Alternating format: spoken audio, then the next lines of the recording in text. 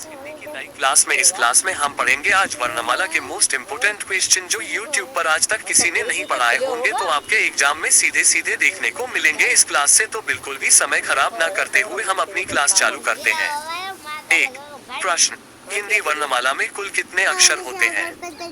उत्तर, हिंदी वर्णमाला में 44 अक्षर होते हैं, 11 स्वर और 33 व्यंजन जो भाषा की ध्वन्यात्मक संरचना को परिभाषित करते हैं।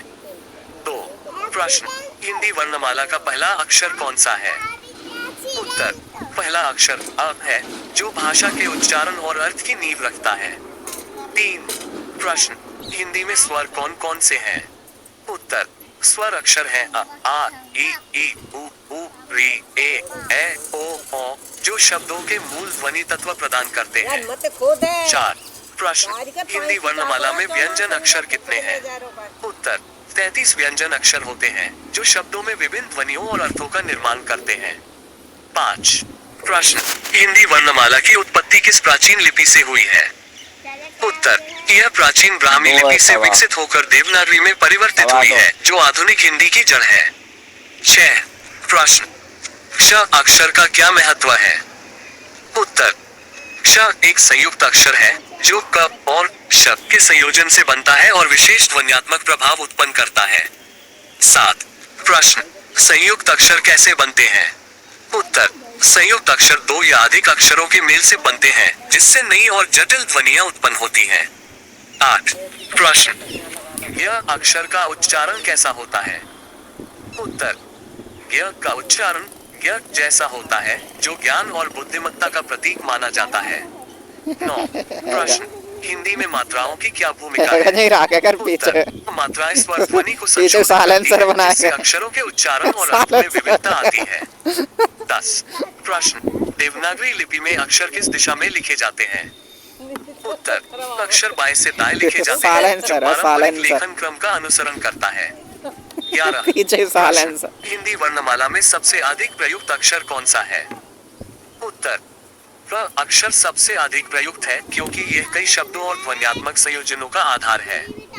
12 प्रश्न, पारंपरिक क्रम में हिंदी वर्णमाला कैसे व्यवस्थित है?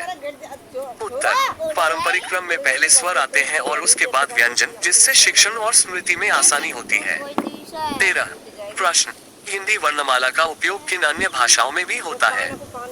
उत्तर, देवनागरी लिपि में लिखी भाषाएं जैसे संस्कृत, मराठी और नेपाली में भी हिंदी वर्णमाला के तत्व देखने को मिलते हैं।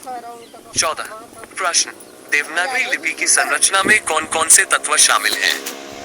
उत्तर, इसमें अक्षर, मात्राएं, संयुक्त अक्षर और रेखाचित्र शामिल हैं जो भाषा की ध्वनियों और रूपों को निर्धारित करते हैं। 15 प्रश्न, र अक्षर की ध्वनि की विशेषता क्या है? उत्तर, र एक दोलन ध्वनि है जिसकी बहुमुखी ध्वनि विविध शब्दों में सुनाई देती है। 16 प्रश्न, हिंदी में नासिक्य चिन्हों का महत्व क्या है? उत्तर, ये चिन्ह उच्चारण को स्पष्ट करते हैं और शब्दों के अर्थ में सूक्ष्म परिवर्तन लाते हैं। 17 प्रश्न, श अक्षर का उपयोग किस प्रकार के शब्दों में होता है? उत्तर, श अक्षर को शांति, सौम्यता और शक्ति के प्रतीक के रूप में जैसे शांति में प्रयोग किया जाता है। 18 प्रश्न, हिंदी वर्णमाला के अक्षरों में भिन्नता किस बात से सुनिश्चित होती है? उत्तर, प्रत्येक अक्षर का अद्वितीय आकार और मात्रा की उपस्थिति जो उच्चारण में स्पष्ट अंतर लाती है। 19 प्रश्न, स्वर और व्यंजन के संयोजन से कैसे शब्द बनते हैं?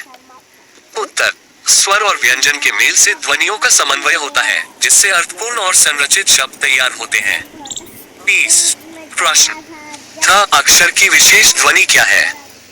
उत्तर, थ एक टेढ़ी और विशिष्ट उच्चारण वाली ध्वनि है जो इसे अन्य व्यंजनों से अलग पहचान देती है। 21 प्रश्न, हिंदी वर्णमाला के शिक्षण में किन पद्धतियों का प्रयोग होता है? उत्तर, चित्र, गीत, तालमेल और इंटरैक्टिव तरीके अपनाकर जिससे बच्चों को अक्षर सीखने में सहजता मिलती है। 22 प्रश्न, हिंदी वर्णमाला का इतिहास किस कालखंड में विकसित हुआ? उत्तर, यह प्राचीन ब्राह्मी से विकसित होकर मध्यकालीन बदलावों के पश्चात आधुनिक देवनागरी रूप में परिणत हुआ। 23 प्रश्न, अक्षरों के रेखाचित्र में सुंदरता कैसे प्रकट होती है?